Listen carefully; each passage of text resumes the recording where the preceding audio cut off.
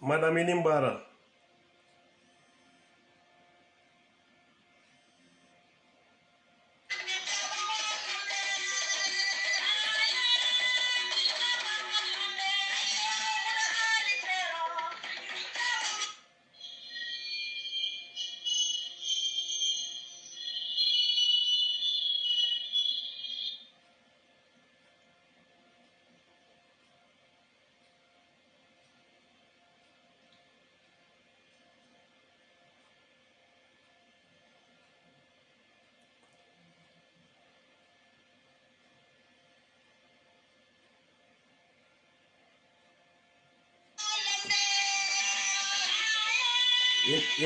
Inimbara.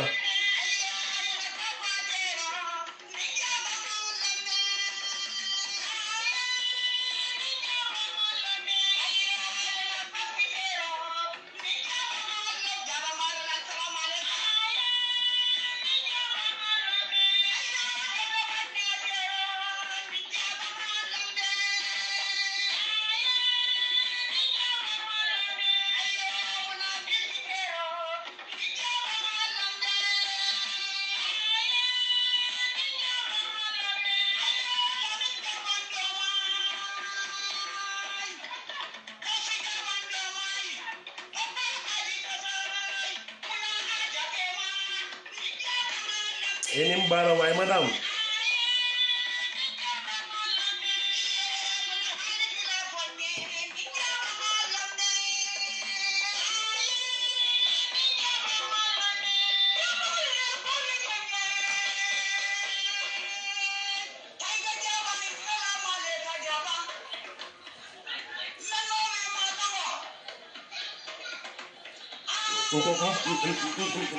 Mbe checkane.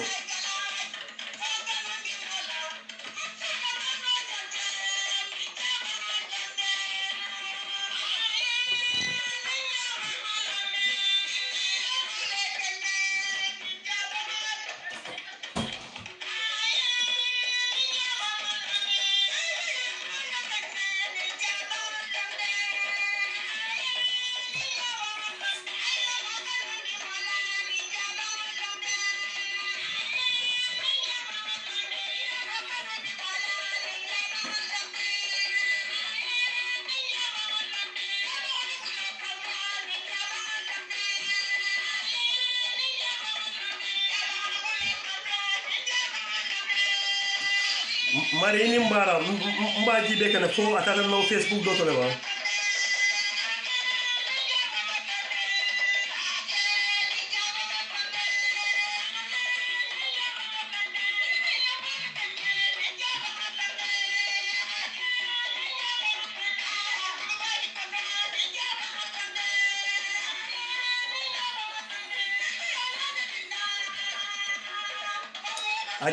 Yeah, probably no, yeah.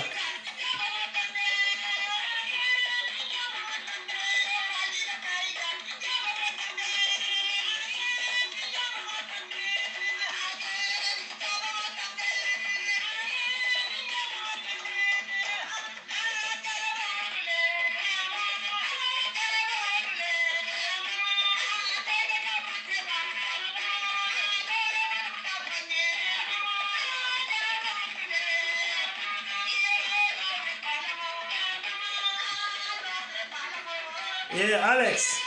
Alex, no lado jibe fe kan jere ba. Na tay ga jaban jibe fa do to ban tay ga jaban Alex ini mbara way.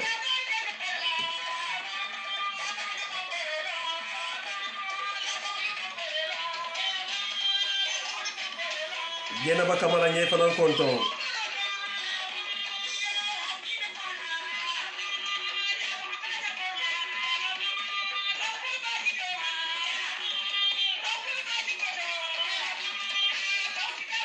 Yes, Munas, thank you.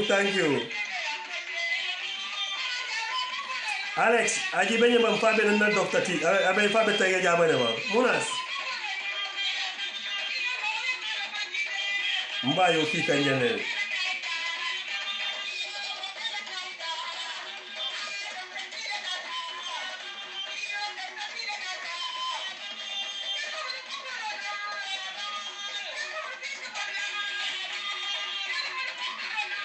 Alex, abe nyali. Munas ini mbara way.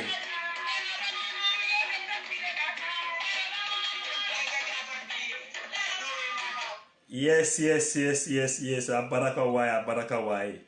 Alex ngali be konton barinko. Alina tege jabam platform ojibe fabe wotole ba. Munas na tege jabam jibe o Alex moy je fo nyaba fabe jele. Mbe wori jibe kam fabe ta tege jabam platform le bari.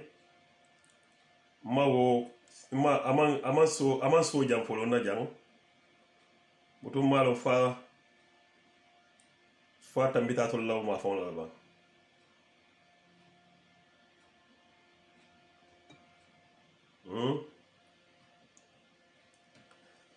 Nye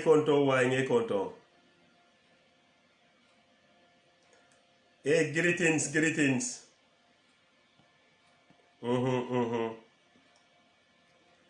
Bin si se nye fanan konto way. Bin si se nye konto. Uko. Maricham, swa bije la? Okay. Buto malo fombe video nyin keten tin domandeng. Bato nga keten domandeng janning. Mba jibe kan mba fiska nyamin den pour nga na. Yes, bawo alkanjele. okay alkan jere mbadu nga ñing mbadu nga video dala do mande fon ko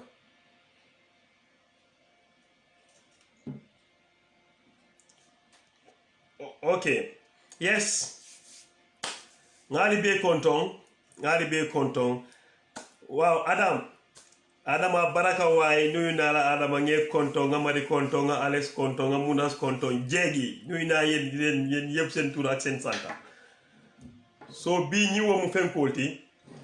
ñimu it's like a new platform wolo nginti nga min fenketen thing you know so new platform wolo yes mbali be konton is clear thank you awuzu billahi minas shaitani rajim bismillahir rahmanir rahim awuzu billahi minas shaitani rajim bismillahir rahmanir rahim mbe ala tentu lamba warande mbe ala tentu lamba wana bi fanan mbe niyela nin na jegol min be jibe ke be kenne yaren ngal be konton ngala tentu mbe salila kilani mala muhammad mustafa sallallahu alaihi wasallam alma en be so kayrola simani jata kenya ni harje firigo anin laban kunyima very important ndwata be my news suma jegi nak jege mari disketi nuyu naa leen yéen yëpp seen tuura ak seen santa man la seen Baye Fall bi Dr T akasa waay may nuyu suma yaay Fall yi Baye Fall nuyu naa leen yëpp seen tuura ak seen santa akasa waay ko mbenna jeegol konton na namu subal sama kungol na buruma njangol na kabunka jangol Dr Ba Fall bi anim baral konton na li jamun ndaw waaw maa ngi nii de jeegi ku feebar rek ngeen kool ma so le ma koolee ma daga biye ma ñëw waaw góor yi nag ngeen dem si waaw yéen a xam Dr Mendy RVH yes bii nga min soto bii ñing kambano o hambane ñing kambano be tubabu du jang kambano ñing ka tubabu du jang ay do ko ke bare muso babulu gambia le den ay do ko ke jang ay bungolo gambia fo ala bungo be panta a be fonis ay fengol sanjang ay bungo be dada bari ako abama amala fi muso ita bungo ko do bungo paretal muso ka de hanila je muso be gambia amala fi muso ita bungo ko muso ka de hanila so ay minke aka bama ko ininna sista fulol atole tan accordato ale ta sije fo nyaato fo jandim binala ale bo family compound kono abaka e okay d'accord then abama bondi wolto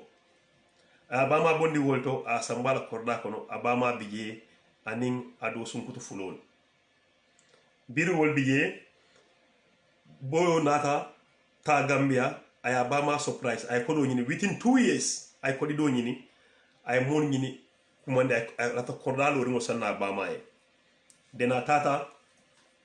ay korda sanga abirafta aba surprise abama samba na sister atata korda sang 1.7 million dollars ay korda sang wala 1.7 million dollars ay wasang abama e pour abama na sister stage sister fula bari bela mero samba korda to ay mero surprise ka ngain korda se pour ite nana ngin selfo 3 bedroom eni na sister traje nteni na muso ita no korda to mero yela duma aka ban far mero ka ate bola woman sono kono ay ta o selfo kono nesata ako aka dimo ko nteni ngi wulun te o kela kudeta aka ba ko ate bola bun kono ay bungo minni na baya abaka man tawoto ay molki aka ay molki mero ka man tala o korda kono bola muso kay ko ite abula je bo ni wonten e ba volontaire ke suku anu abay wol fode anala sister e kay ko ikela mo ila musolla ila muso ita manke fenti ikela mo ila musolla sister be data mero kan e bola bu hay jaka bulu ay korda sanga bay selfo kay ni na sister ta jam ndanga na korda ta say ni na muso mero ko date way atew kela ay molki mero ka atew kela ni wonten aba haram lale aba dankalale atela samba ja kay bari ma fa ya tam ko itaje folo fo ngana ala ken korda do se so say pa ko ni na korda almost akana loosely mamandingo akate funti laje hey this mayor bon nyaaji be fanan ntolo society abalo boto malo what's going to be your take ken ni mo lafta lona sign ate se mine keno nyindu lato ase mine keno usa ko da baya hijackle badala muso o fanka abula je bari abaka fa be da muso le bul muso ka bi nan tol tinya la jang anu wala keta so atole mine ni mi lata call kela is a call itala mira do to nyim muso nyim kambaro se mine keno ay abama bula nyim bu kono bang selfo kono abama bula ala mansono kono bang atena muso ta pukuso kono selfo kono o ay kam mero je fo mero e boje so nyinom diamoti asemile keno okay lu ma doon wax mooy kii benn boy la nag benn koto la mu ngi Europe fii du America de mu ngi Europe America ni naa ñëw ku bëgg ka America boy bi mu ngi Europe fii mu ne moom dafa sëy jabaram mu ngi Gambia déggul leen de jabaram mu ngi Gambia léegi fii la mu ngi nekk fii jabaram si papam la nekk ak yaayam jabaram seen kër la nekk waaye yaayam ku ko jur boy bi ñooñu seen family compound la nekk boy bi liggéey Alex yes mi dena fen lan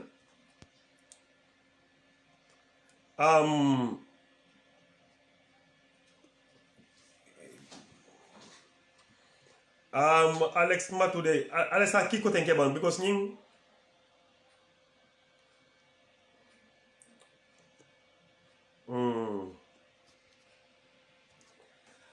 Alex video meta no bari after mineral kata man nga nyim fofolo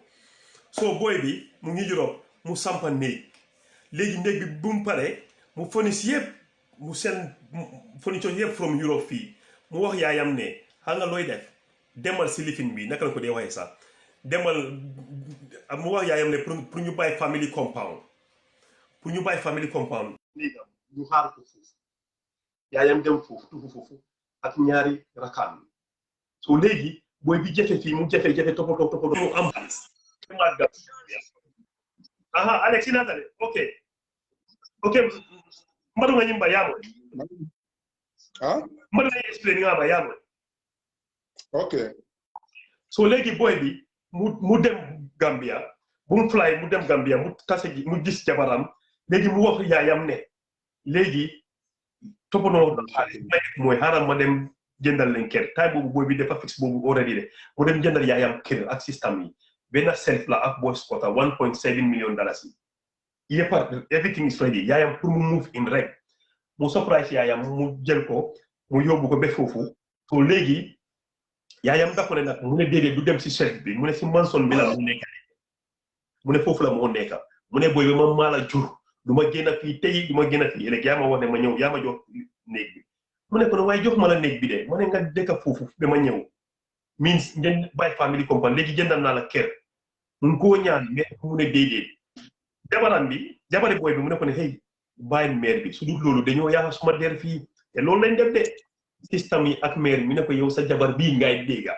kii lu mu la wax rek loolu ngay def taapet bu nga doon góor ñaaka fayda yaa fuus yéen ñi nga xam ne seen jëkkër yi def la takka si malaanam bi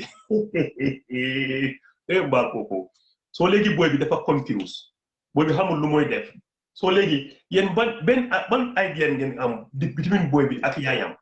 parce que man musuma dégg lii de xaw ma ndax yéen da ngeen musa dégg lii ndax da ngeen musoon a gis man musuma koo dégg musuma koo dégg de ngeen dimbal ma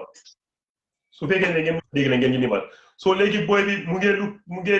lifin la bugga idea la bugga daal between moom ak yaayam parce que moom musuta dégg lii musu koo gis te yaayam la tamit su ko buggee forcé yaayam la su ko buggee bàyyi foofu déedéet néegam boobu bosam la so lii la soo ku bugg a call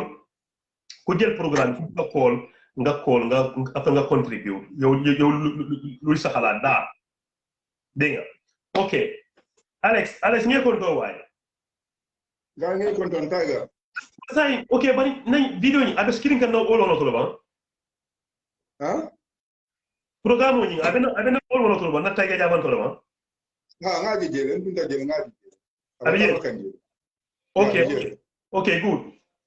la tas yala nak so Alex so ire ba mi defo woto ñim boy ni wala ko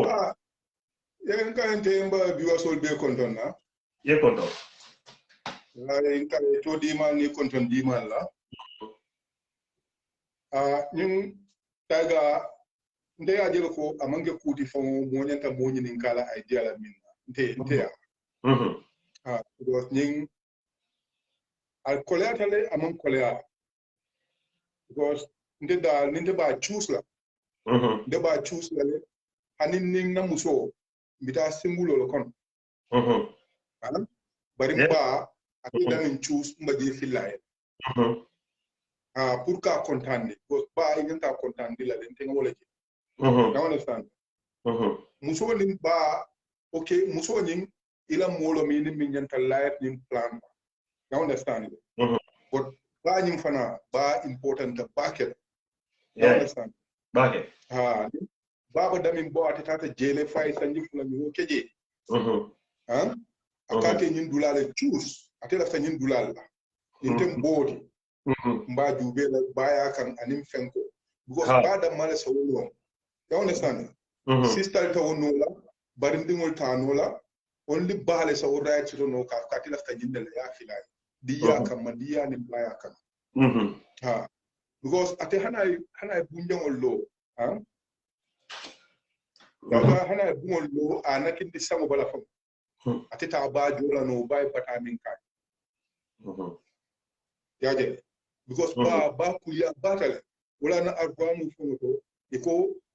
kila ba ku mandira ngam fu ya fula fu sababan I don't know ya ni jawol kita fu something like that so tika bala kuya la wolna you understand ajube min ko kundin bi digal ba demonstrate kanya process pakiri jana about Gambian women's life matters ba jelle fata dingol survive too much ikajel ko ba kuliya batale tayga o ya lo ate ko e boje ay tasim ko na ko bay hey ite lafta nyindel la nyinta tayga yalon bala important e ka long fay boy bala you understand ngana tare tubabu dujan ngaje kon dingol kan kenya min you understand la ni modol ni bal ka ñoy nyamin ndol kana life ado ko man ken to la culture true nte bo mba advice la minna ate line house o min fenke ay tay simu rumo fu de da na la so tarawoto bo ate man ta sabat la wuta ate kam burun ni da ba ko tan la nyamin rek nte mba advice la wol ko din kan ko kubati nim man ko kubati abe moy kan adimi tare rek baray adimi tare ne bari yayi almam dimi fomo tay ga man dimi hayan ntol yan tol lo ko tamir tol ma ya ani tay ga ndaba damin fon hana da ngabol lo mba kala fa walla billahi intel ba ga ni nam so man kunje intel ta luwa fu la fon ba ngadamin lo mba fi lam baye so baya jarsante wal you know baya le jarsante mba bale filaje deni na muso ngata hanim buta alwaso ta wuluda afo bo nyoko mba danila hana to mun fonga sa do fonga la bero ya kanne ay ke sabati on du fonga ata ba jola no ka ta ba jola ay babula je bala fa jella ay babula je rek you understand afande ba dan la wala rek has a brother abe mo abe mo kan but min fakite ma ya sun but dekne nyinde yalla mol ka boy musul kan nyin sister ka boy musul kan you know ima ya sister la fa para bo muso ako muso kan fan kai ko akai ko ini babu ka kan no la manjel wal bari ala sister na ba ma wol ka fa ko ibe yin musul bur musul e tulo fan koy ko yede aman ko woti ana man ko woti an muso ba tayga ba kuliya batale afu bo nyim ba dan la min rek billahi ay ba ko dañum ko good ademo ba ka tila kontano ba woldo nga jere momo di lafte ba kontandi la so nim ba ka tila kontandula bo dulal afay kay ba bula je ateta la ma ko ateta sabati ana te bi la dan ngol kon tayga hanin de balla dan ngol kon billahi bay taw place mo do sta I get you ay ba kontanda fa ko ndika ba kontandi yam okay thank you very much ayemo abemo thank you very much so boy atama kan good batama kan good man okay thanks thanks man ngai good weekend te fa enjoy ngo manda mo enjoy lante ba ngol kono ndeka tane okay abaraga ngol tun kun ok then yes yéen a ko dégga boobu Alex la fi Alex moom mu ne mu bàyyi yaayam bi foofu mu ne yow maama ñu sakantuma ñun suñ society Alex mu ne mu bàyyi yaay bi foofu waaw so Modou tamit Modou lu mu wax Modou mu ne dégg la nag 100% moom is number one waaw Modou sakantuma ñun suñ society xam naa ne in a way dafa métti boobu kay fokk mu wax loolu waaye yaayam la at the end of the day xam naa ne yeneen ñi kay dañoo daax ak seen yaay foofu seen yaay dañ koo téye ñu xëcca ko waaye yeneen ñi dañ koo def man dama ko def de xam naa yeneen tamit duñ ko def wala def na sa yaay so Modou lu mu wax yes if his mom and sisters peace Maricham boy if you take out the mom and sister there be no peace between them between the wife and the family way wonderful wa moy lolu xam nga li mun nga wone dafa métti wut yes mun nga dafa métti wut parce que li daal xam nga ñun suñu nekkee bitim réew waaye suñu yaay tamit dañ war a understand at least mun nga koo call mun na ko ne waaye man fii bëgg naa fii in future soo amee beneen kër mun nga maa bàyyi fii boobu dafa yomba loolu la war a def dafa war a ko doomam ma ne sa doom la doom bi moo ko liggéey waaye bente sa doom la waaye wax ko ne ma ne yow sa jabar bi mun ngeen a dem feneen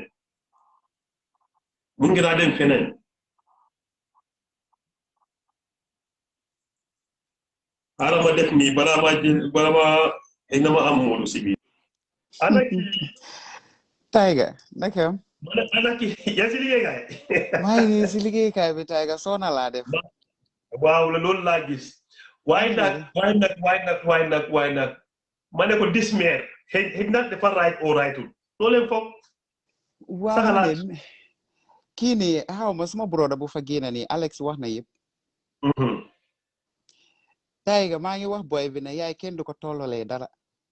ndeysaan sagal ma suñu société gis nga ñun xale yi comme doom bi di nga jox sa ndey lu ne ba léegi amuloo fayam dégg la dama bëgg mu toog mu xalaat yaayam num ko indee àdduna 9 months mu ngi si biiram muy dox ak moom muy dem ak a ñëw bu feebaree yaay bi jaaxle loolu noonu yëpp difficulty boobu noonu yëpp yaay bi daj ko Tiger bu fekkee ne underground la sampoon sax benn boobu rek la am yaay bi duga foofu noonu mu siisu mi ne du génna na ko romba bu fekkee ne man la damay dem luwaas man ak suma jabar ñu dem toog foofu noonu moo bàyyi suma yaay si kër bi daf ma ko jaral 100% waaw comme Alex nu mu ko waxee sax lii wax bi sax moom waru koo indi sax wala waru koo xalaatloo ak yooyu noonu ba pare waru koo naxarloo understand nga moom na focus na ut nu muy bégloo yaayam na kontaan xol bi na sedd kër du dara understand nga kër du dara fay ndey mooy lépp nga fay sa yaay nga fay sa ndey pourtant nag amuñ seen fay sax dañu try rek dañuy defal gaay rek waaye ba tey amuñ seen fay understand nga léegi lu ma koy digal comme Alex nu mu ko waxee kër bu yaay toog foofu noonu comme si kër bu nga xamante ne foofu la yaay bi nekk mu siisu mi ne du fa génna na bàyyi foofu ndeyam mu toog ak xol bu seedam ba pare bum ko si mere bum ko si damal xef bum ko tongo bum ko drancé daal moom xale bi moom doom bi bum ko drancé understand nga because of yaay kenn du ko mere léegi fu mu nekk ni line house bum sampa noonu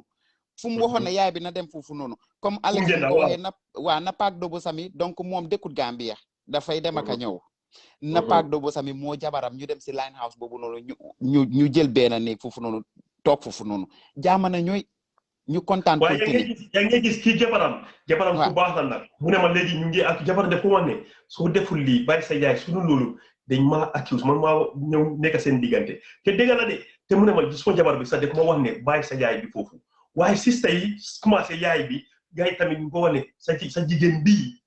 si malaanam bi ngeen nekk kii moo la man duma gis nga bu fekkee ne boy bi bu fekkee ne boy bi mu ngi maa dégga bu mu dégga ñooñu noonu waaw mu la dégga bu mu dégga gis nga Tiger man dama nopp suma yaay dama ko bugga man duma bugguma kuy toroxal yaay man bugguma ko because man dama xam yaay lum sonn ci doom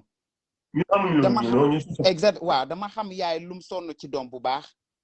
Tiger balaa nga koo xam ñu def la dara àdduna bi yëpp mere la yaay du la mere de man sa papa sax def laa bàyyi loolu laa la nekk di man xam naa ci dara man xam naa ci dara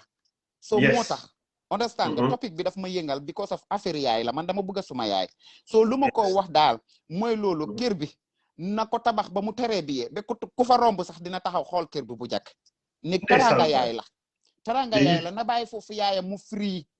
yaayam dafa am xama dafa war a free dafa war a fii xala a xolam bi ci àdduna bi parce que dafa sonn ci affaire am na ko bàyyi foofu noonu wax bi sax bu mu ko coow di ko wax ay mbokk yi di ko wax xam nga di ko wax ku nekk ak yooyu noonu na bàyyi yaay bi si kër bi rek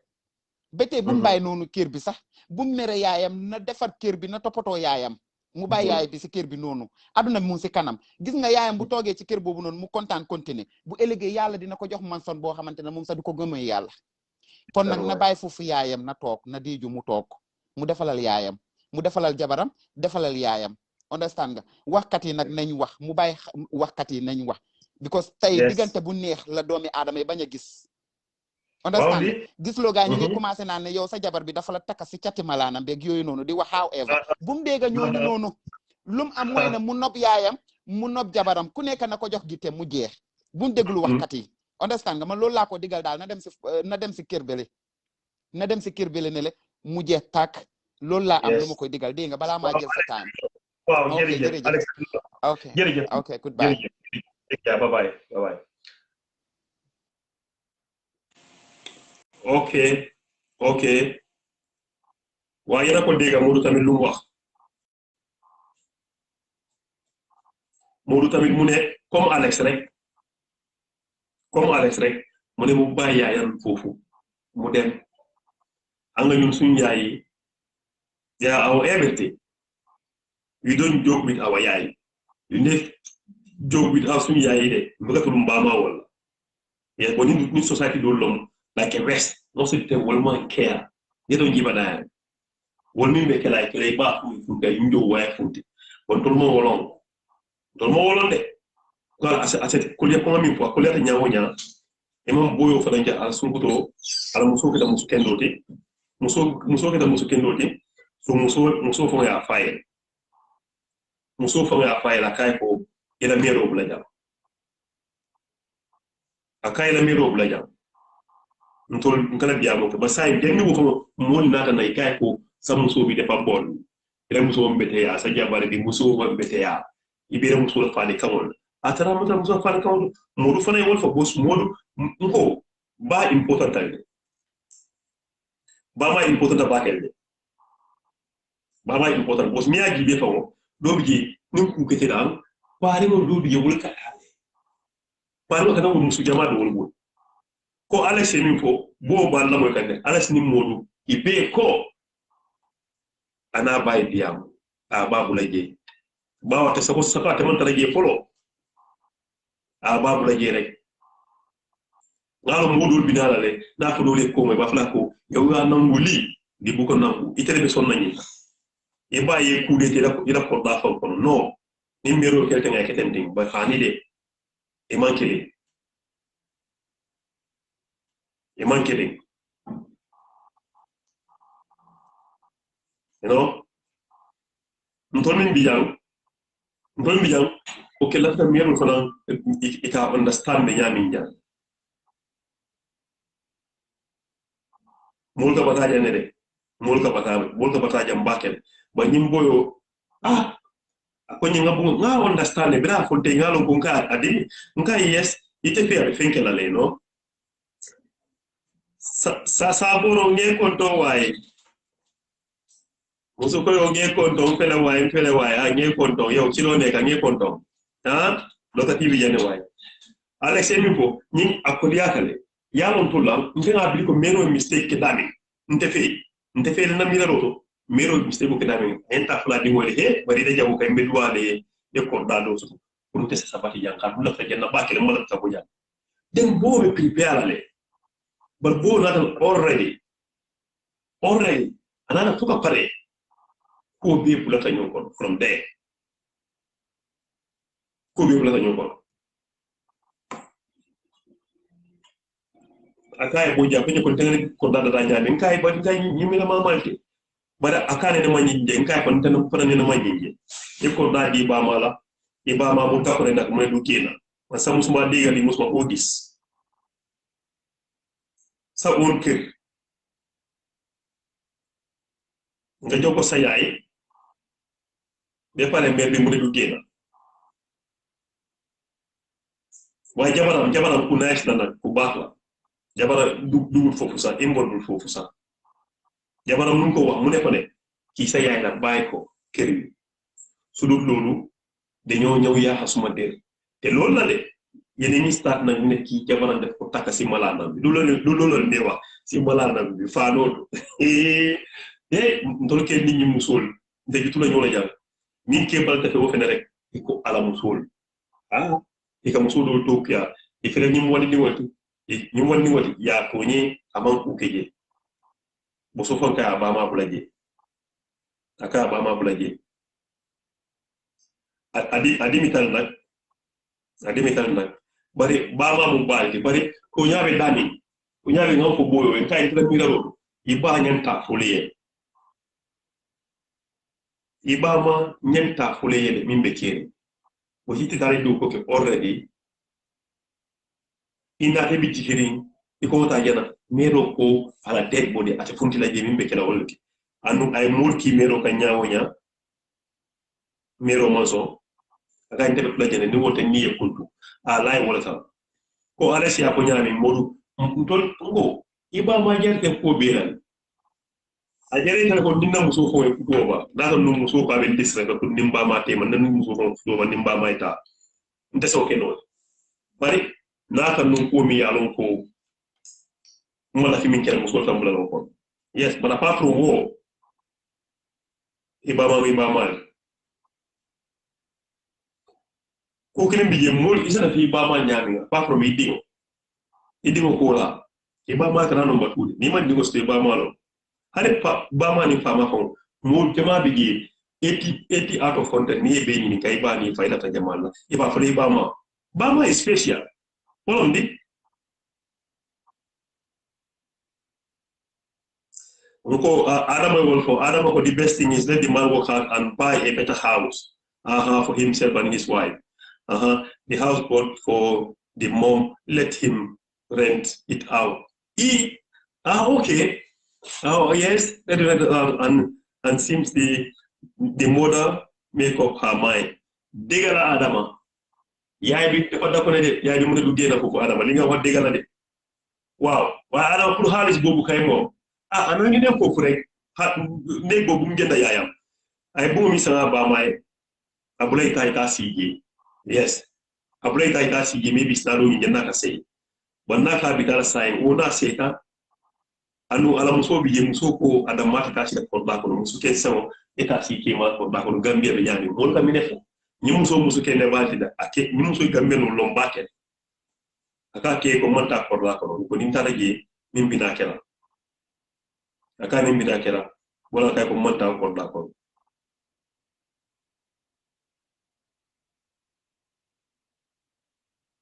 abetenne wal pa ko ni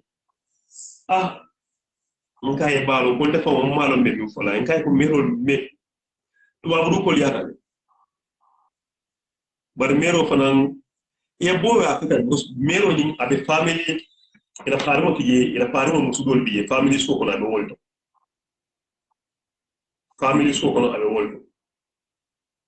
so boni wa try for aya boni woto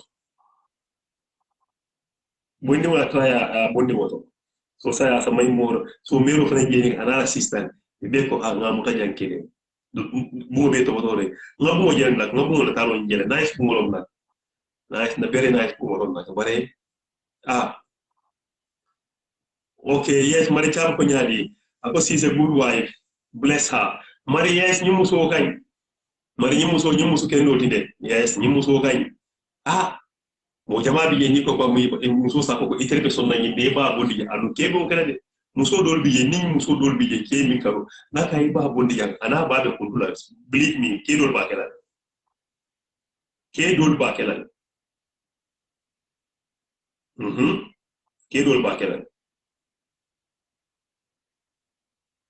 bos ke dol muso jarte ko be la na kay ba ma bondi yang woy tan nabi cho gela nabi cho ba ma bondi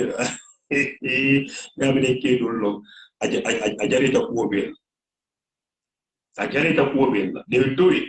never be jo jela miro ka bonni jela mare min ko wolo yamin ko muso nyinga da bless la muso kende ba ngor fa en kay ko yo sa jabar kay mo ko dami yaram wow ga ni nyum jabar dol ti mo nyaaw ma sono je bu mbabe jame ba fala ko tele son nañu how many million ha etente fu mi bo sante ni kana man dikna tun ni wol igate ba ma bula jam kena bar ke nyum fana ba ma horo ma respect a jaxal Mari cabi kami jadi belembo. Apa belembo? Wolom.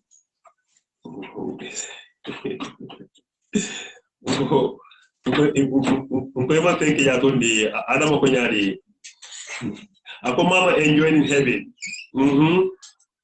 Ako mother is enjoying heaven and you think she's going to mini house? No. Hell no.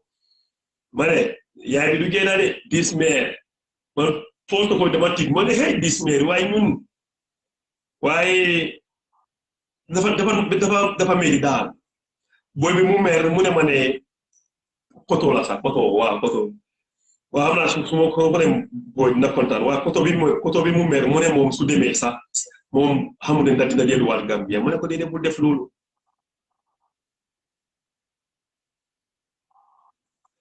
Fatu Boyan ko nyadi. Fatu Boyan ko brother, what is the story? The topic. Fatu Boyan no inko nyin kenni ndo le tuba buja mbata nga somala ngi. Kenni le tuba buja ne ay muso sto Gambia. Gambia muso pa do man na tuba bu. So kenni we do ko ke fo ala kay bumulo ay manson balo bumba Gambian standard manson lo bumba ay ko ni ko be san tuba bu ay fo nyaay be kala bu ko.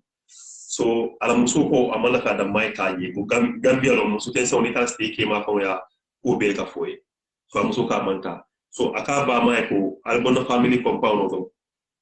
bos na family mo le biya ale kan na bo na ka ba mai ko ni na sister prota na ko na ta stake fulu wale mbato foye why but ama sala da ka le mbato so luckily after 2 years down the road kenya nyen na ta Gambia ay do ko ale aka ko no sto 1.7 million.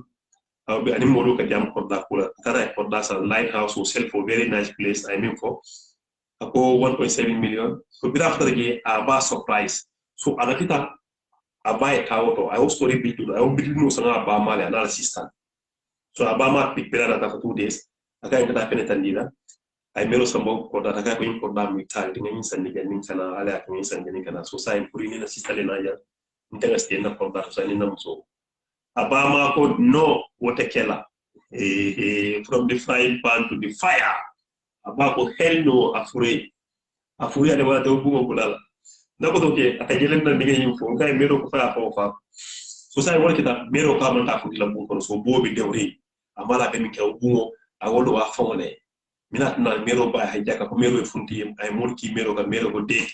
akum bola to skola la kay ko bugo kay ko ma fa yatade.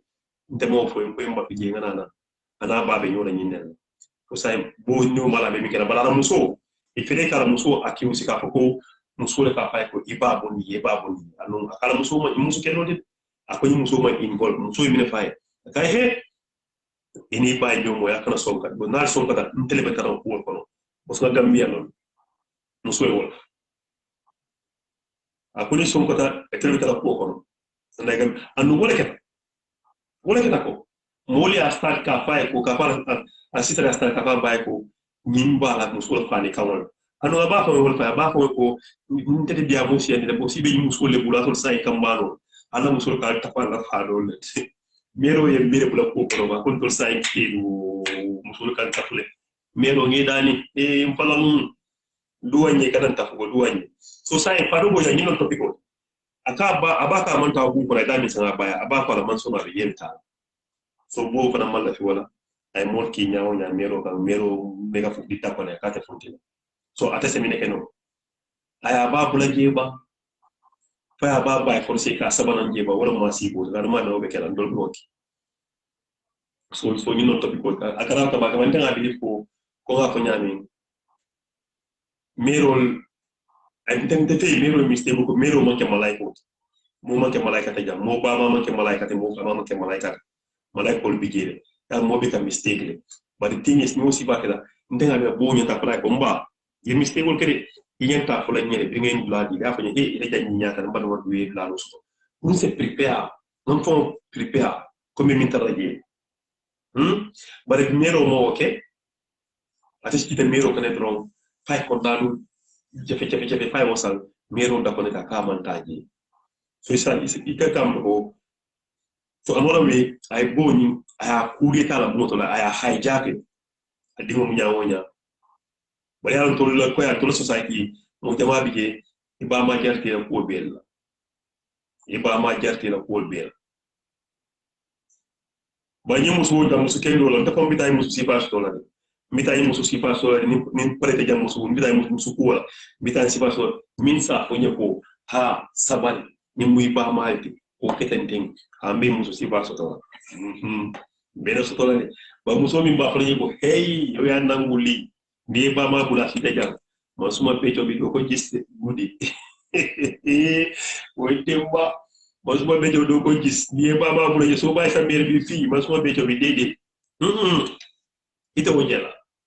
o ba fala ko ite nyingi inyo ke furo ite dem mo jibe million jebe iba ma o te bula ni assistant ay ndesta ke do nyin tere becho te wonjela becho bari ko ndefa mo na becho ko becho bari sai mo ko bi becho mo sto sai nde moy wonte kami won nun to kuol ni mo le moy na bi ko kelen na becho aduka ko do kel na ko do kel ga dim pare je do ko man lay ko yon do ke suba ga ya bate igidawol ko ye ko do kel ba do ke kulu bari aro ni mo ko mo la becho la ko do kel ba fa to le wollo de mo wolo ya ta bala fa marra way may bro ni kala moy so ñun non koti ya moy so ya kata bakere ya kata Alex no e ko ñani no Alex won bi mi ni ko no Alex mi rek ko no abondi ñoto mi natina becho ba Alex becho temo wolonde ntemo wolo ntola generation tol mo wolo mari ko ñani becho fanan cey wolo way becho bari musol bi ngi wollonde na ko to kel ika ko to kel dol ye ni bani falka dum ñono muske dol bi je trust me ke dol bi je billahi ni barka dum nak ke bari jari because of no jeewol be bun ko no min ko ite le sonni bayi na ni ke nabi jote o yera abuga musuto de aka fay ko after lunch ite be to jera ya suto jabata ala ka fay konton ko laare be jote de o jera ko to ke o mo ikaja ta mero kama ko mero on tete inkela ndete inkela o simire kata amantara fa o saudi e fede bae e fede flash inda ya ko de be joli kanda ere ere ke dum dañodo wol be kere ale nga ko mala ko tante ba ñi musu ken dol ndeko mi dañi musu le nga fay faadu adoma bi jere ma adoma adoma bi jere ba jamane ñoy su ko debe jamane ñoy yes wolo to jaay mari nya bala fa wara bande fana mbemi fana fola e ka bala fan to li minu be tubabu du yes e ka bala fa min be tubabu du jamul ka batale musul ka batale kiri ka batale ma je yimbobe min kono a dewta to ke ko famo ko to ke ko naate sey ka tubabu du ko tay amalla ka sey ko tanki bi fa ko nyako namero mala ka je famo ata ndese tan na ja ko tanki mala ka namero o ma si bodi kam faro ko ngana calm down na nay mo nay Alex ni mo dum wani safero mo ni ba calm down la non ka ke be kam fare ne rek ila mama you need le man you need your mama you need your mama itera mama be bulle minna mama te buldo itera mama mutaku ila mama be bulle minna mama te buldo ko Alex e min fo e bukalo ko ni da mama tata ila mama la biya e bukalo ko mama tata so ita mama be bulla amute bulo mari very sad indeed yes mari asata na asata bari sekedi min sa te dollo ni o congolisol o ghanaianol o nigerian o dolu biye o lese you name cameroon no all they don't give a damn most of them will become a control de control ku jama biye ngulu ka nyamin no kani misilme ya ko even though na peg muslim o siata ni bota jamo ta ku ba ke ni sa de ta ku ba even though siata ko ban tol gambero Gambia ndete muslimi ya danta Gambia akasta afenke tawo ni bota Gambia ka banda hani Senegal ma sigo kon kasta won yani kana mfaran ka bole de Gambia bal itan min sa te dolla insa boye ma di ka bungulo almost 6-7 million or let's say 6 million o bu mba be nyame ila ko bite fara go ina nan ba ba ka funti laje ani la system ni wol wol fana ni ka fofu di jagari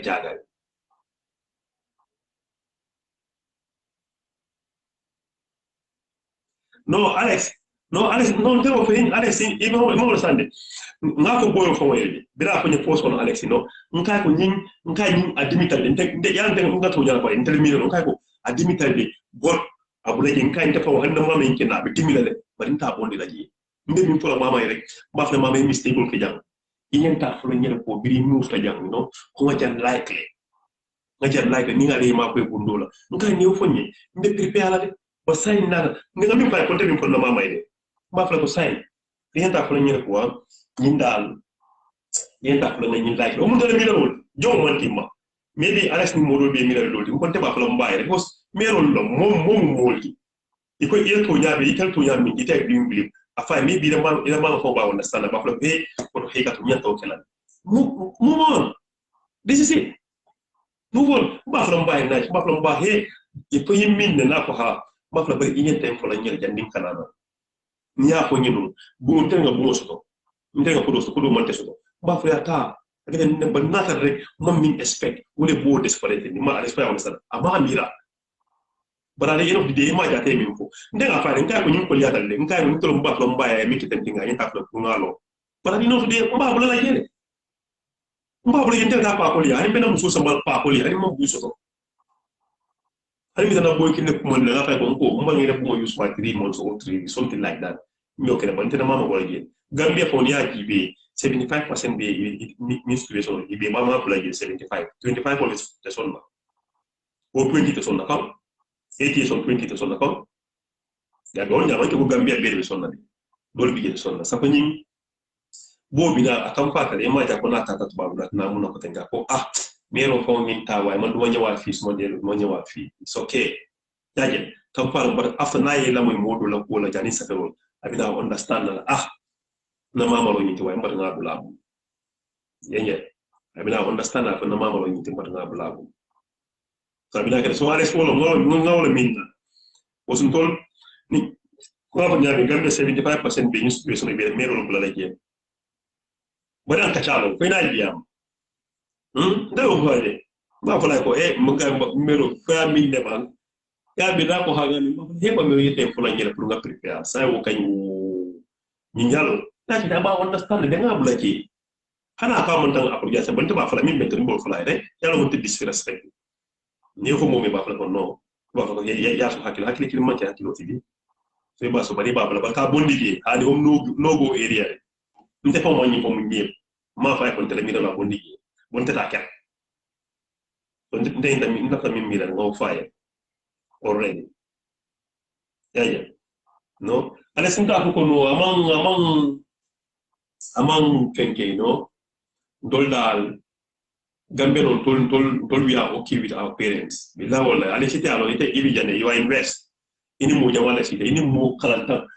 wol be cité ini mo kendol be cité ini nyamatul cité ini mo kendari mo cité ini kumbula cité ini jelelal cité abere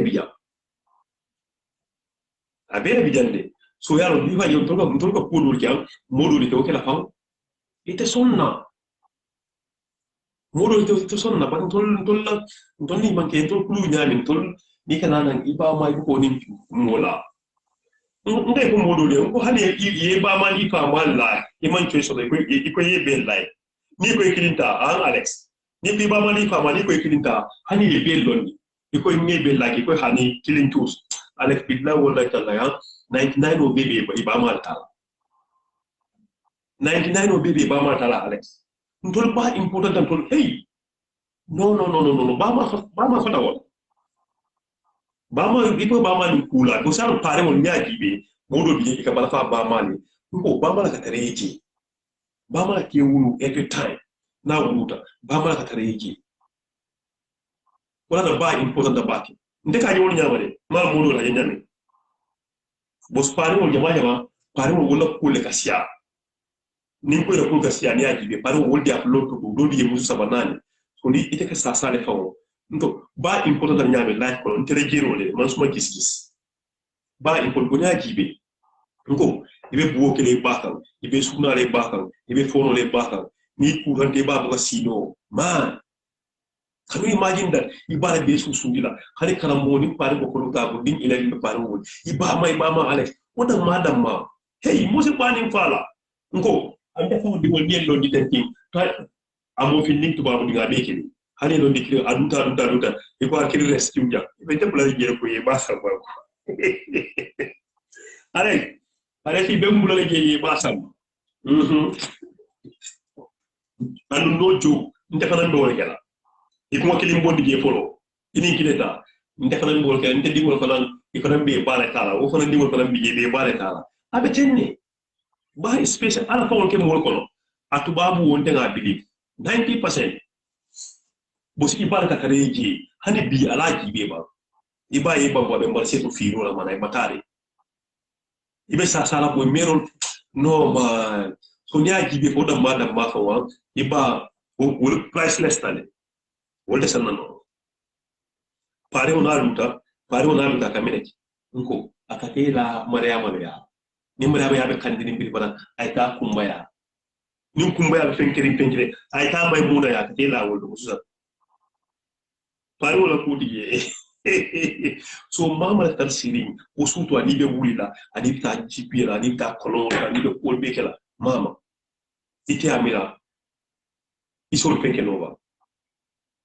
Alex koy minfo iko kila la watu manke ustati de binga na ke ustati mali bimbe ke ustato di domani ngaka kawani domani iko jo nyima sallallahu alaihi wasallam kiso ni nemo bay ikala watu abi sirin ala sahaba kenni wonata kenni wakana abana fa kule dunde temade akusaini abi jamala tokotola polo waye la moy jamala iko profeto kayko akaye bama ibul fulo mako ila akaye ko je fula nyawdum akaye bama kila nyima la kanyiko kendi moye akaye sabanya mbi jamala mako ila akaye bama nani nyaw ta pare moya nkali aje ba fenke da nyami nyaw ale kay ko mina ta bay sembo profet famantu musola so bama minu famoni balka du nyola iki bal fam kumbondi alabula momo ni baka du nyola alabula ngani my brother kam mwele itemina ko be kere iba mu ibalde ko afo jam tete mbabo la jede mbabe bula la kulle bari tafa e fana nyum fo iko kam fala ni se to mabu itna ko tenke bay mota amanjara le ibe kam faare ne do ibe kam faare ne rek ibalo mi le pitindi ni way do way kontano mi fanke way se bless ite ano ite amerika ta mi so de wala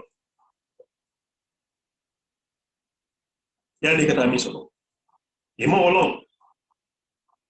way se bless ntolo no wala ite le kodosto ye bungolo bungo mete soto kodo mete soto ite le kodosto ye bungolo bungo mete soto kodo mete soto ite le kodosto so you can make it nko bama sembo wata somo soda iko hani kita morolia ibe borim na morolia ika ko morole ko latta motolla latta keratenne latta plenolla latta musunyi malla latta tenkolla hey guess what ibama force wala blessing ni yani ka bori eta morolia folo ma fo minu ala minu bama samba juna de wulula samba juna de mol fo de alla inta wala mo wolf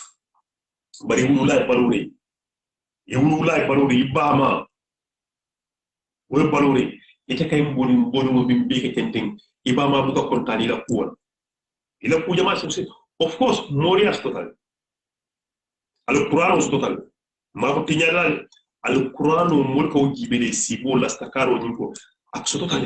mul ko ala tunni ala tole kila ndela ka wala so total bari ibe kudul kalan da kudul man kalan ibama nyininka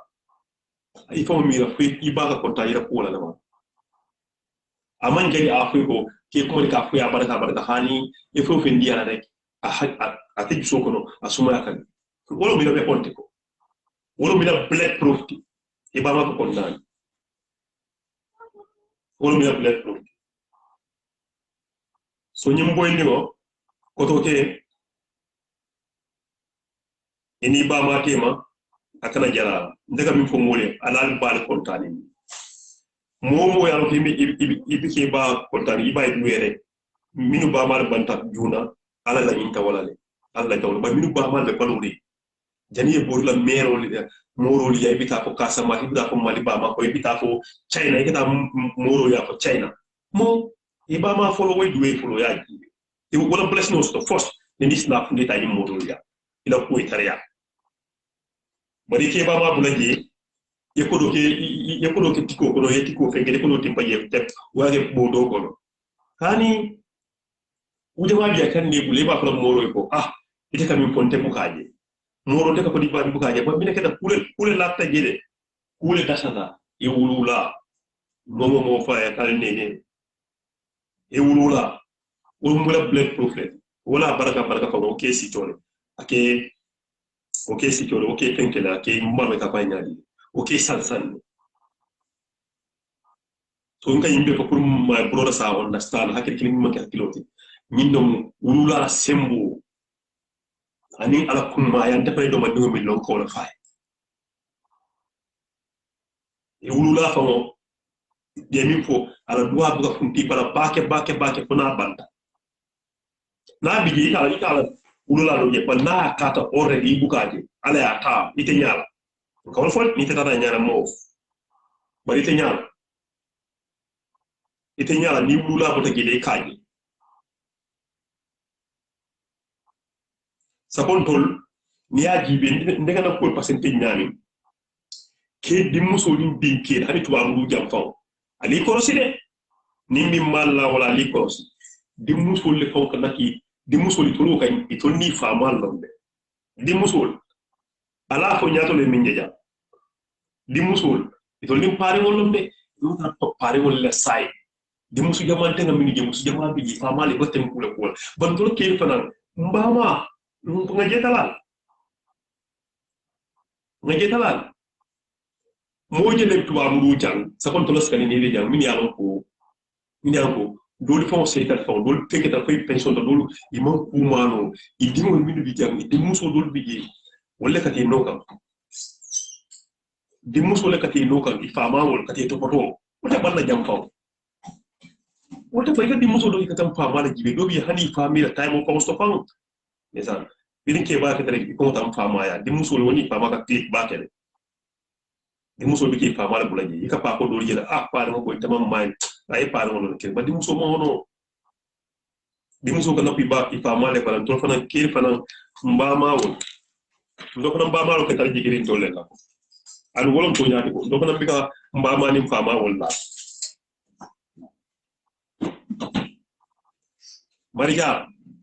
marika wolon to nyaati ngatalale yalon jam e wulula naki wulula la nyimbo minke abe blessed to le nyimbo abama ya la mota obe blessed prate abama ya mota blessed prate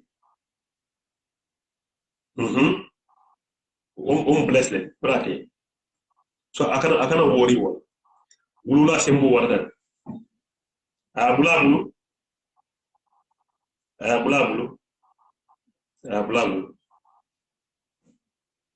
so maybe alabina kudol di alama min expect ntolo nga wollo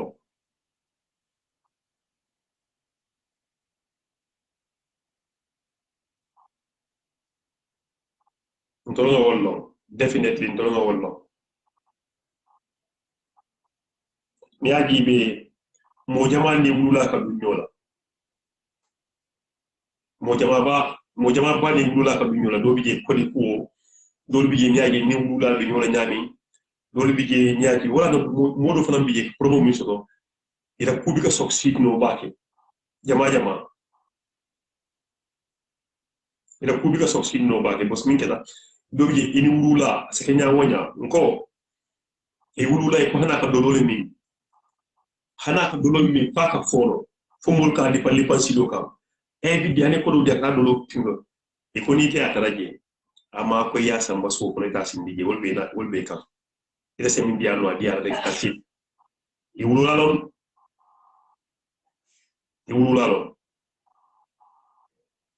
bari ni wulula be kudola yena nan ika foko ina nan ini wulula bi non to wulula faka do mi manki am fana kana o kede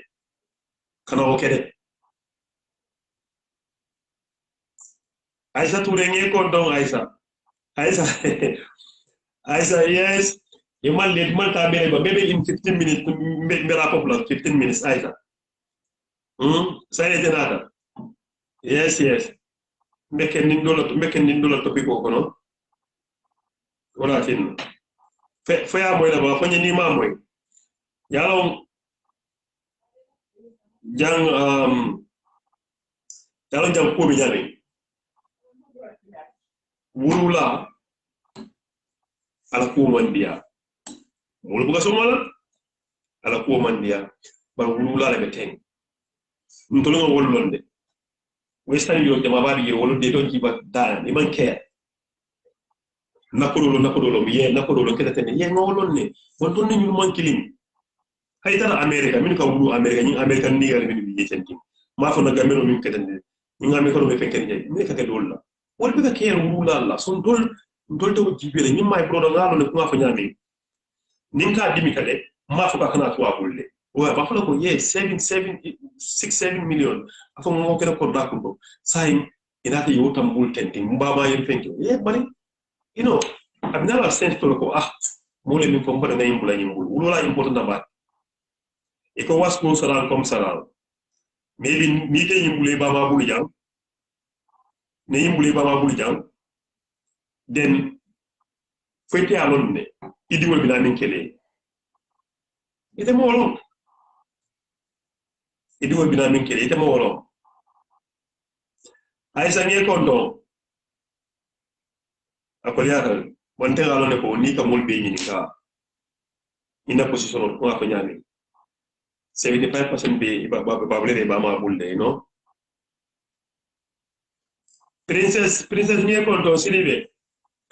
ngi ko to wayi ngi fa ko to ngi fa ko to bal ko fa le nyami mari ko agrita ndol ke ngataram balle bala bakay musul fa lay fama musul ko ni fama la atol ika sun do li jamne ya to struggle ni ko mu ifama ibika chahani fama la ifon kalo ne ko nyunu hani fama le ni ki la tintin paru bi se to babu wa ka tintin ika ta jele dere sun do jama ko diamu ika te fama wuli yale ibe fama no kam sun do bi kala fama ko muso no ni fama ko ka klikle so do fana ke ndo fana mbama wollo ko jabe jabe mo fana mbama wollo bala tata nada moy jang moy ba duwani ni mi ba di fa balori ibani fa balori duwani ntorno wollo hay kay safa baldum ibe ni nasi bal mala be ko be ko wala importante ba ni me bara duwa sto folo iko ci kata morial moro ka duwani peut-être ite wula bula sokolo ite alon ni ta wula momi yete wulu no wa min dile moro se wodi momi yete wulu just pendindi yemi ko pendindi ba ma rek aka kontane rek na ma fa barak wa keje fam with respect wulula toliya wulula kumbare ni ngoy ko sila penna ba ni wulula banta bi bedin ni wala janni ka sinan na fala wulula banta woto ibe alquran karana maybe every ni sano ala anniversary ya ko karana yeti way ikadu wulu lay because ameti ne do mono ikadu way rek ikadu alquran ki dai every ya ikadu way o every 6 months ni sano akumata ba lon na le ñu bari ndabe baluri yan ni bita moroliya ne ba ya koy ba hani dal sikula wol dia ikay mero nyi kare nyine be ngul duwanye ni ba duwate akabonda jusule ko nko nganda moy kamani la do la ko wone ya ako muso ninke idingo keni muso idingo ako ni faye danka way mimpo kami moya ako ni faye danka jamanya mai fa ka minne de ni faye dingo danka 90% aka minne ka danka bari dim muso buka dingo danka mi yay wulu na yi danka aka wurde ne ka to bara buka futa ko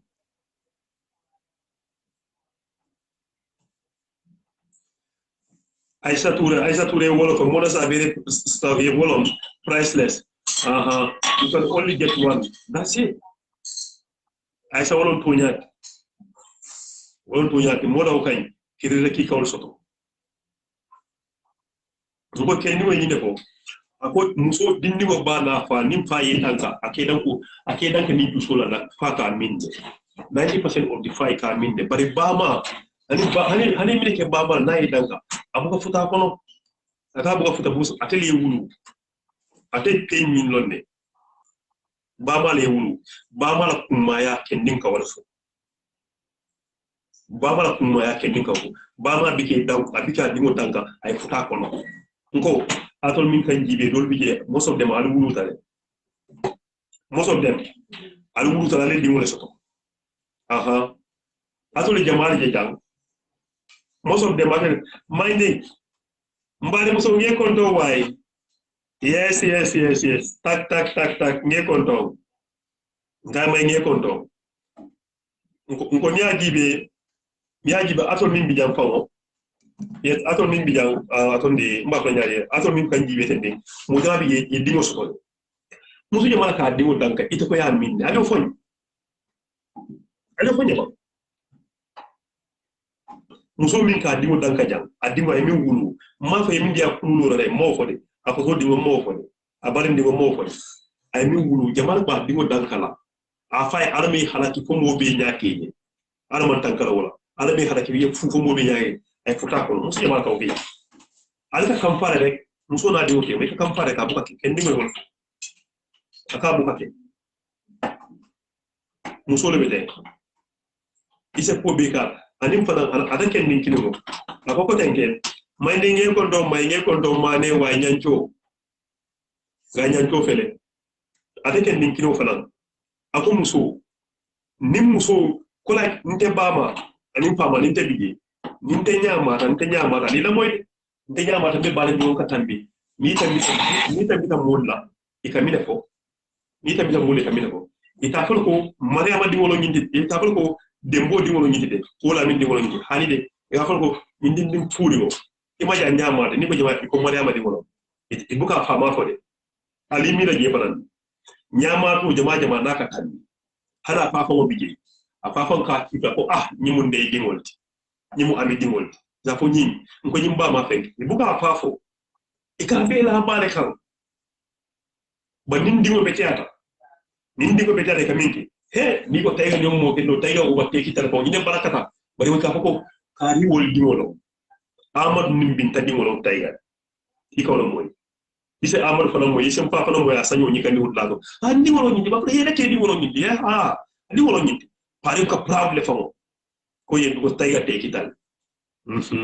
ntoro society beten wala na bayin da formal ten ba ninde nyamata ndep ndo sembe mol ba ni police be nyola be do lo min be ko kel tay mal ise mo hey aisha do dingolo nyindi ba ko aisha do dingolo ta ko aisha wol o spenke wol dingolo nyindi jama bu ko fode o go ikabe di merol ba sa tela wulu ise pare mo ko nte malo ni ko malo ni ndimo ko di dami ko sai pare mo ya to ri tu tipo a fon saba ngok mo le fay min be kerinde min be kerinde ala nyalo no ala nyaalo no nyube kerin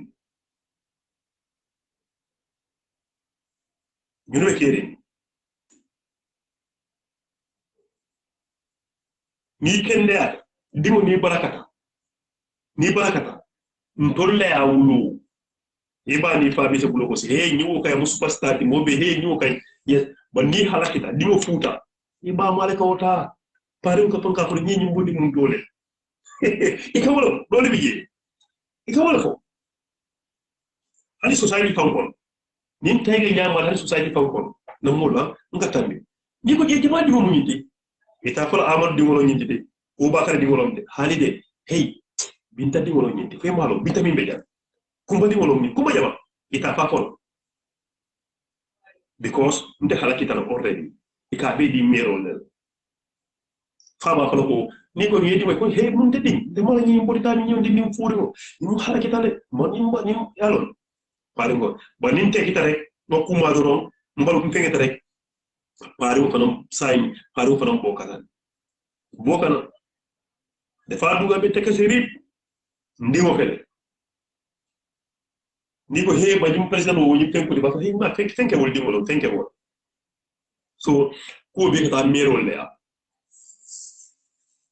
thank you Aisha thank you ko be ta mero le ntoro ko dina society tole te banna hani bi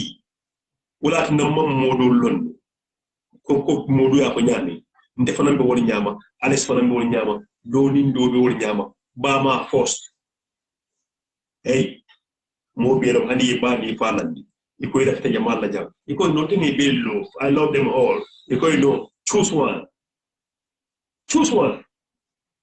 fosi be jamata mo be ba mal tala be ba mal tala nin kemelo 75% be ba mal tala 25 woni be ifa mata ante fon diwon tuwabu din amofin din limbe din tubabu din chinese din mofin din limbe din niye landi tenti iman choice do iko kilinta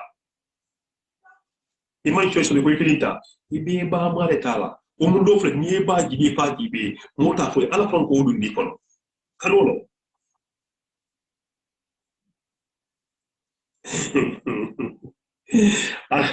amicham sirecham amicham okay sirecham amicham nga go nyam yalo nyin ala fon ko dun di ko ne ba maya nte fanan dingol ni nga dingo so ni lo tan ni balo te iman choso ba mala ku mayan ko fo jan bos nyin diabo be mi ya sabu nyin be mi na topic ko no tente ana ba ma kana crash ngalo nda dimitale nin ka ki kala dimitale para di end of the day ntol nga min lo isi o mama wol priceless tale mama priceless tale ite jola no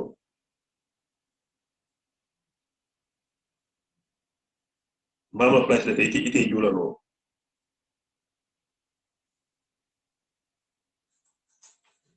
so ni non quote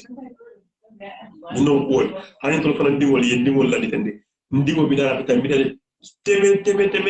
teme ha ba ma ta intulo ringe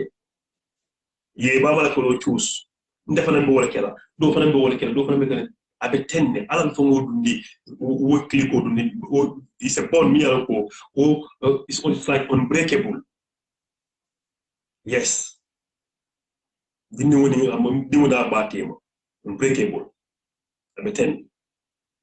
ya tinda fo yimaje ika family dul foje dindi ngo ko wa ba mala akadunga ba mala fa kadunga almanta alma tulanya kadunga fa ba mala faru fon kono mole wol jele dimo min baya wulu ka ba neng bos mi nekata ika kan ba mo jele anal system do nyola di se moment da o bro rafulol di se moment da ba le biro stata ko ba le defo la fega nekata ne wala pol jibe jama yemin ki wala ka falinde yemin ki wo fana falinde wo fana wulula mistake ko kata la loldo wo fana wala ka ba mal wulula la de ndeka moy ke balle ne ñoo fi ñoo le ka fale ñoo fi ñoo le ka fale ne sa ñoo fi sa ñoo le ka fale burkuso bu kanade nko ale burkuso lo le ba mari cham ana jeegi ale buruku solo de ba ya to alma wolo ato dem ba wala ni say jegol be na to ba wol di say ci law buruku mina buruku so na pia mina na pia ndara Gambia next time ala ko ni buruku so wala na pia ko sala alma wolo am nga yeen tubaab ngeen léegi ana suma jeeg yeen ñepp tubaab ngeen baaw buruku so am alma wolo man nga ko wono nte je folale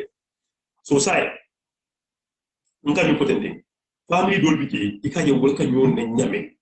wol ka ñoon ne ñame kabla ñola hani de kule bi je ila history ni nka ba ngi ko jibe ne history ni nka o ka tan gidan ko wo fanan Obama o kamille wa fama afama ne ya fabu te moni yala o afama fundin kema ba tamo kusa moni yala wa ban wala tinna o nyimba man ne luta bala ban tabatole a wura neke kane wala do moje keku bos ala ko nole cho ala man tarasi dola de ni ka bule wula kedeke idingo 20 years down the road 15 years down the road anyade fanu rek abe kulele le fine kulele famo kono ni ko fa ni ko je ni nganta nente imirate mineke fini ni ine ku ke bala la ba e ba di tsese mo ya fini ne okel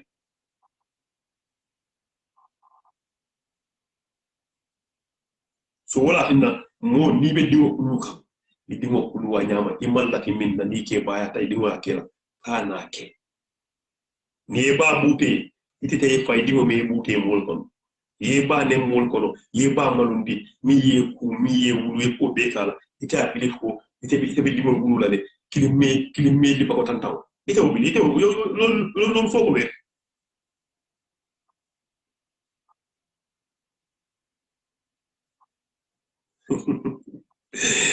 bari cham moy ba ko it's not the big peanut, it's the small one. I think it's a two different kind of peanut. Ndemalonde ndeko buru puso ndeko fay jegol buru puso mi ne alma wolo sna fa ka bo bañul an tubabu yaka yen tubabu ngeen legi nak ak ma ama ñim ko wol mi ne na fe la yele ci buru puso tamal me buru puso mi na bala almaro mi na fe la so say la barka ba ke mi na ra ko la say ayalo ko sibito ko ka mane bi fana mo sibito de bol ka me jam bake ngata kodol tokoto wa ngata kodol tokoto mare tem ko ngalma burku so long so nte atole tiko intara bangi ngana burku so na fiya mina beto na fiya le burku so anim belembo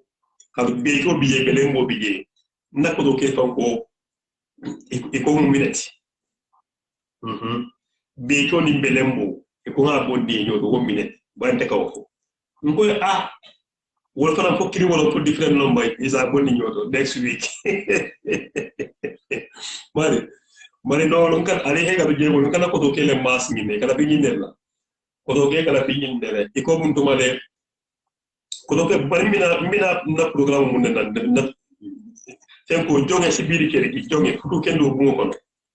mina la lenga na fana biamu ni muso bi na si na futu ko na biamu bu ko to ke ko pama ta wala nak ko way mi say mbuga bu ko futu ke jegol ke jagari nyani ko to ke fana kere boxal ni kala kilimo la nyami you know ko to ke fana bi la kala kilimo ni katama brother Alex please help no father Alex la father Alex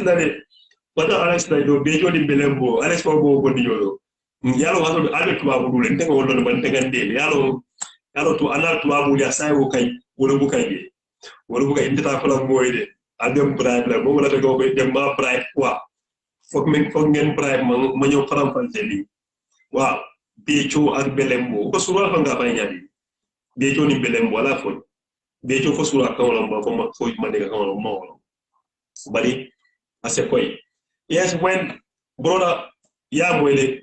min ko dole sabero ke so iba malo ma balal min ke hela akedale ini ba mai diamo then you see who been fix the nyami brother okay and you take care andi mitale ba ila musu fanan ko ya bulaje Aisha no adi ma ko yam ko mina programme la maybe next week mbana raw na fi jonge ci biir kër gi nak futu kendo bungo kono futu be kala nyaadi le pour que ni muso nyomoy ni son ko le bula communication dum muso bi jagar la nyaadi le bungo kono ke fanam be yalon o sifa you know pour yalon ni amanke ko e muso tar nyaawo nyaade nya pa ka one thing o be magi kanoti min domandi wol bi yele ibe min chokoti la jana ya fay jana ibe min kinda jana yow la digade ibe min ngoroti la jana abe bi jele ibe daje fayda min ganyara o be bi jele you know Maricham ko nyani be cho si wolof okay be cho wolof le dabon ke mon ni ka kawon ke jora kawon okay nko atoni aisa ko nyani translate aisa translate mu iko mba ko aisa mo translate dukare balam ko aida aisa ko mo starate bari akola aisa iko be cho mo wolof le so okay be cho belembo oto belembo lo gara man ni ka kawon to ngala be kili mari abe kilimba ko jani ba close la be to ni belembo mi non different mari bamba 2 minutes no dila 2 minutes yo faram fansi aisa be to ni belembo mi non different afo nka to le batu mole na ha nimi ya ko nga close ko to alako but next week ali pare princess ngo princess ila moyde be joni bele bo ko la nyini ka mi non different odi e ko sura ko be ko man ngo ko bele bo is the same okay mane ko is the same next week ninga la kenak anna ngana futu atoni jonge si biri keri gina futu kendo mo ko no by next week nyata musu do ko manila go sinta mate fo no la fa musu la site ni musu yin kacha ntega tara kila side muso ita bosu nganyo karandi mo mo ibuka belo ika do manine lo so ninga nyo karandi ntemo odolo ndo karanda ke do fulle je ko do mon kulom e do fana karanda nyo karando lo yabon civic education lo nganyo hakilo bulande yar ibuka belo e man ko bi ibuka belo ika dole lo hani londo biga be mon londo do lo eka do lo yedo bulagi so mina next week but nimma ni musu non maybe invite la nimma suna so mina topic dol na den topic bol bi na bari nimma ni musu so bolla tam musu la nimix na tiam ngana musu mi yaro ka akunta abuka kalasi stress uta nay ko nyani aka fo woni nyama pour mo le kala kalu say mo ko to jamalo to ikana ko be ka ko nte mo to nyinale hani ndemale so ke maje ko to kele min ya loko ni ko bun ko charak e ni musul e ko mbatu way nga ye fo sa mel e lam poma ka blabe di mina ka dak el ko ken ali ñu ko ñu next week mina na ka lam po fa na leer say docteur bugul lenem man docteur mi buguma lenem na leer musu ki kana ndu tabun ko no ya ja ka nguluma aka lam po fa tas after fana nakana mero ko yari samba wala fa samba wala fa cham jerejef ari cham jerejef lo ne to dindi ma ne la rawolo won cham jerejef ko to ke dam ko fa adunta digo ko la nyami aka nguluma aka ko isi ngula do nguluma pa ke ngorodi ale isi ngol ke isi ngosabana ala pa bule para tero la ko bala ni wonte ite fe mara ja princess next week yes ninga la next week princess is a tempo la fina ni musoli na diamu bo sun tolu ke next week programme mo wodi ntol ke nali mon diamu ntol ke dobiye malo wala tamina de futolo fo no karande ni facebook mark zuckerberg na ina fele nga mol hakli bulani ko wala nga mol choki nyobala mark zuckerberg maninda da nga nyo bawa pour nga nyo la skuru nyako ma sugi ba mo fone ako anna alli choki nyolo nga nyo karandi facebook mo wolti nyo karando non ima million do ka wollo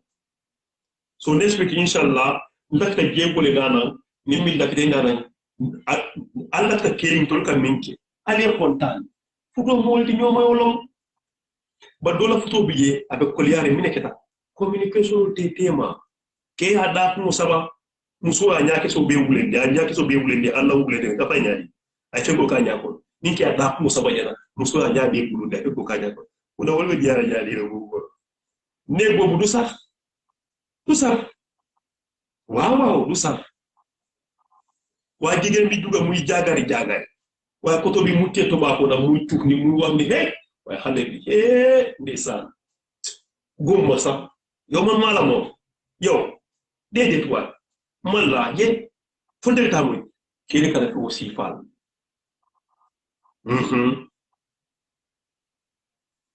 yes princess be invite la kana wore be invite na de no man la fi mola bi bila ka fote nakta be nyami ya ko nyama mole kala ntol ke la takalo nim ma romance ni lakta dami ala ko ni ke Allah ta kendella yes ndo appreciate that na start from there musul fanan ay ka lak dami kel safo kadu futu wolo mi kadu mota ko nte mala kayim ko musoni ke nte mala ka sex podium ka mar podium affaire lalante duma wax affaire lalante ha are you kidding me jama ke ba jama bi min bukaw mo be ma totta mbe ya no min kati bunkon bare lampo fa ika ko muso ko isimo le ibe muruma fa ika balo be mo ti wodi bunkon aisa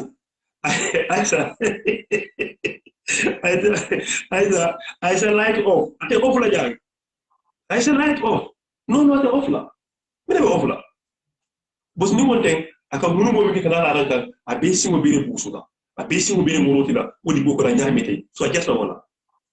Na leer docteur bu wul lendem. Man bu ma lendem de mbar bu la for next week mi ngala ke ni ngi muso so min nyanta la mi na ke ba ni wonten meto ko dolo mala. Why c'est bir keri ko nga diamu de. Ko nga ni nekat na jego dolo bije. Ali heka tude suma jeegi nak man may sen docteur wala na jeego dol bije ni kiri tata Gambia o daro dindi melewon ni melenium dindi won 28 years 27 26 25 kana 19 20 kabo 20 kana ko 21 cents ni meleno dino wala na ko to ke dol bije ni tata ko lidela ni tata ko lidela bota jang ya musu ken dol bolé tata dindi melewon le katemuta ala wala ko mi ko do ke la ko do ke bentende ibente banteni ko to ke jama ka diamu de na ko to ke do yow mu tan nyala ko to ke bota no we ba ko le kam nganda yi mu ba far subara ka so wahe fotu bare da pas ngalo dim bota jang ko to ke ben ko la ko nyu subara ka ika mi ko iko buri jabare kam nim ko to ke ben no we ba ko kan jang ay tar Senegal biya ay diamu ko mo de jalo tew kay ndeka de ko wurol akonye suara ka ti boy de ka kuma ti boy ay di nimere wol je min yalo ko wolbe 19 net we wolmo sanyi mo ko so ni nya mo je ni sanyi mo so de won tamba entrena e ma so mele ndi ni wol lo won 2000 fosay o mele ndi ni wol so yalla ko fu mo le ko nyimmele lo ndi wol mu tenyelo sta bakele ko to ke be jibe ka ko suma ka nyanyo ka ko bis ngol ke jam so kay ana yum pañ ko ñu waaw yum pañ mu pa aman na nkai le akadi ni wol jibe ngalo na ko nyina nkai hey nkai o tum ya ko hale ina luta ni nkai hale le ni way ni nkai ni jibe mi ko de kama jam ba min la taw ko ntew ko la min la taw ka ntew fo la ha ko to ke do o fana bota tuba bu dule de o fana dindi dindi wala abo anata ay te ko ni ko sumara ka ko tay ga mo kai ko ñu kunun ko nimbe jamula ko wayne man dama buga yoni kuru ngay bunun buru ngay ndati gi ida muso ngolol de ngay ndati gi buru dos mi nekata ay mi la kan wati dan tan diwo ko so wala tinna fo ñu ko diamu ko to kay dol bi kala fi minna ko to kay dol kala fi minna bar ko li baysa la fa nim keli eta ko so fa se ta muso ta kelta tara sirin jang ya fu musole ko one way traffic musola liba jeegi bañ len da ngena bañ betale ci suuf ndare be bu ko fu wato sita ala ko baysa 50-50 wolon do me adu you man no go best do me adu you man no go best there is no free lunch here scratch my back I scratch your back so mba flar be ko ala baraka jamo man dia nak ni ngam ko fen ma wulo kam ala baraka nan ka ko ni ngan ala ka ko ni fa nga ko ni ala ako astaghfirullah min ku kita yami mayna ka fo ala mala yon ko ke ibrahim karamilo dinga wuli wala tam no but next week nim ala man la tana te mbennela abe kala to bi doli sey ci bir ne keni musul minu ka lampo fa ala fe amala ni ko taj ala fe ko pap taj pap da ko taj afay alaji tala lamba bi don da bi mono bele mono dina munasora munan ngi konto way so ala baraka mba en na jam do sun kata ambiance on amon for next week inshallah ciao peace out munan ani